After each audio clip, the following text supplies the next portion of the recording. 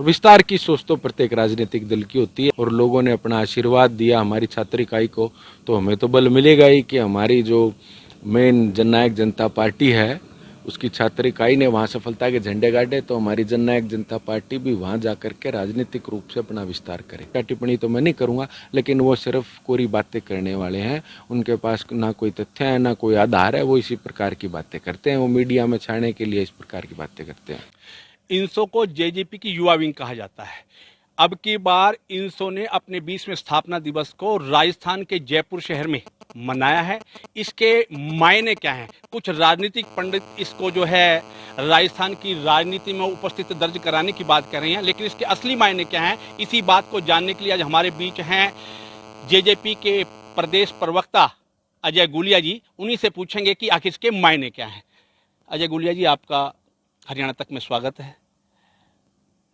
गुलिया जी, अब की बार इनसो ने अपना स्थापना दिवस हरियाणा में ना मना करके वो राजस्थान के जयपुर शहर में मनाया, इसके मायने क्या है? सबसे पहले तो हरियाणा तक के दर्शकों को मेरी नमस्कार।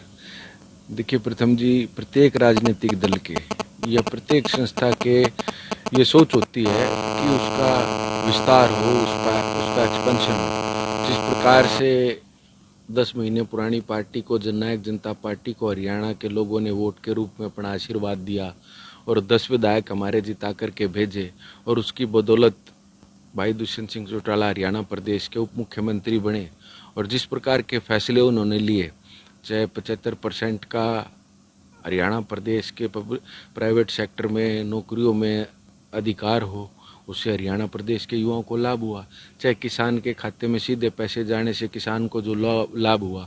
बहुत सारे ऐसे फैसले हैं जो कि हरियाणा प्रदेश के लोगों ने पसंद किए और कांग्रेस के लोग उसका विरोध भी करते थे, लेकिन किसान के खाते में जब सीधे पैसे गए तो कांग्रेस के लोगों ने इसका विरोध किया। और वहीं उसके बाद में सभी लोगों ने मांगा, राजस्थान से भी मांग आई कि भाई ये ऐसे फैसले हैं, ये तो युवाओं को भी लाभ देंगे, किसानों को भी लाभ देंगे, ऐसे फैसले तो राजस्थान में भी होने चाहिए। तो राजस्थान के लोगों की तरफ से एक मांग उठी कि आप लोग हमारे यहाँ भी आएँ और अपना इनसो का स्थापना दिवस यहाँ मनाएं और अपनी पार्टी का विस्तार करें। जिस प्रकार से हरियाणा प्रदेश के लोगों ने वोट के रूप में अपना आशीर्वाद आपको दिया था, राजस्थान के लोग भी उतारू हैं कि इस प्रकार के फैसले राजस्थान के अंदर भी हों, और उन्हीं लोगों के आग्रह को स्वीकार करते हुए इनसो ने अपना 20वां स्थापना दिवस राजस्थान के जयपुर में मनाने का फैसला किया। और ये तो विजुअल्स आपने भी देखे, हम सब ने देखे हैं। ऐतिहासिक आयोजन आज इनसो द्वारा किया गया, बहुत ही सफल आयोजन किया गया, और लोगों ने जो प्यार अपना आशीर्वाद दिया उसके लिए राजस्थान की जनता का बारंबार धन्यवाद। और विस्तार की सोच तो प्रत्येक राजनीतिक दल की होती है, जननायक जनता पार्टी की भी है। जिस प्रकार से इनसो ने अपने कदम बढ़ाए, तो क्या ऐसा देखने को मिलेगा कि आने वाले समय में जेजेपी अपने वहां पे कार्यक्रम तय करेगी?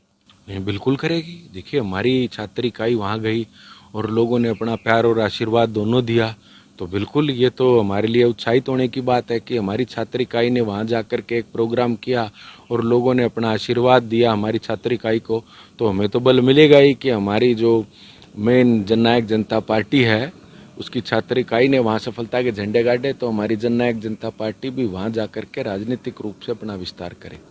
गुलिया जी, हरियाणा के अंदर आप बीजेपी की सहयोगी पार्टी हैं और राजस्थान में बीजेपी का बढ़ता प्रभाव है, तो क्या ऐसा माना जा सकता है कि जेजेपी बीजेपी के साथ वहां आने वाले समय में चुनाव लड़ सकती है? नहीं, देखिए तो चुनाव के समीकरण होते हैं, भविष्य के गर्भ में ये तो मैं नहीं कह सकता, लेकिन ये जरूर है कि जिस प्रकार का प्यार और आशीर्वाद राजस्थान में मिला है, हम ये आशा करते हैं कि लोग वोट के रूप में भी अपना आशीर्वाद हमें देंगे।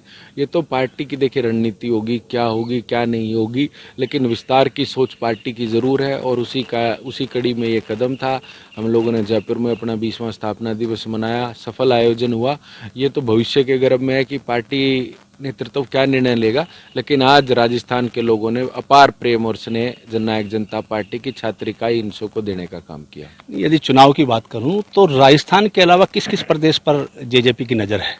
नहीं, अभी तो देखिए चुनाव से पहले 2019 से पहले 9-10 महीने पहले पार्टी बनी थी, लोग हमें कुछ युवाओं का, बच्चों का टोल कहते थे। हरियाणा प्रदेश के लोगों ने आशीर्वाद हमें दिया।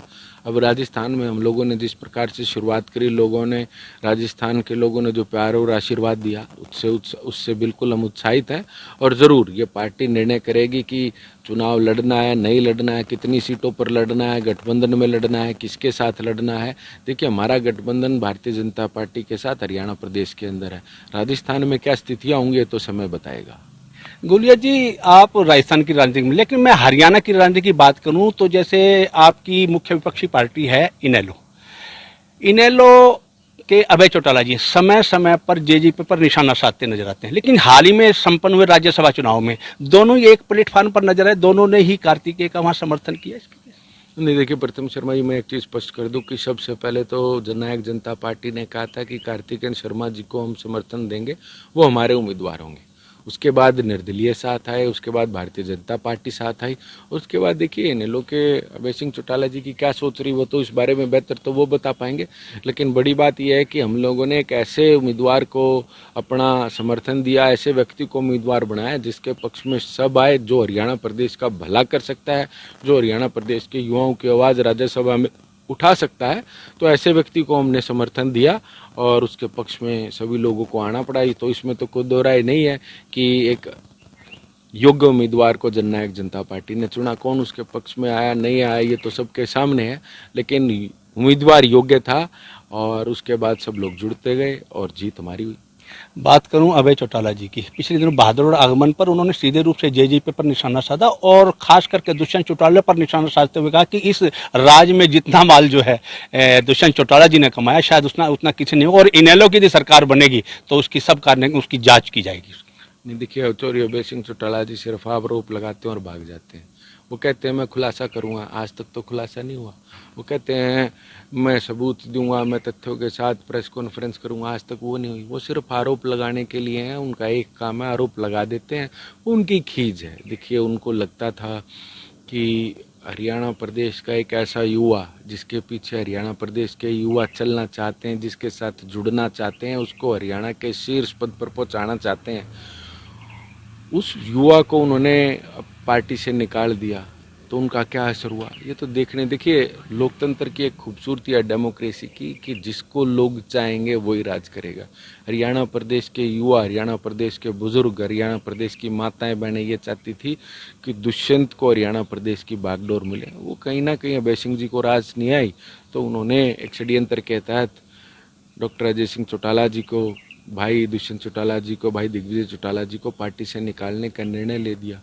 उसके बाद जननायक जनता पार्टी का गठन हुआ और ये तो रिजल्ट सबके सामने है कि लोग किसको देखना चाहते थे, कौन किसके प्रति उनकी आस्था थी, ये सब रिजल्ट्स में सामने है। ये मेरे कहने की बात नहीं है। अभय सिंह जी सिर्फ आरोप लगाते हैं। अगर कोई तथ्य हैं, उनके पास कोई सबूत हैं तो लेकर के आए, न्यायालय में जाएं, कोर्ट में जाएं, विधानसभा के पटल पर रखें, लेकिन ऐसा कुछ नहीं है।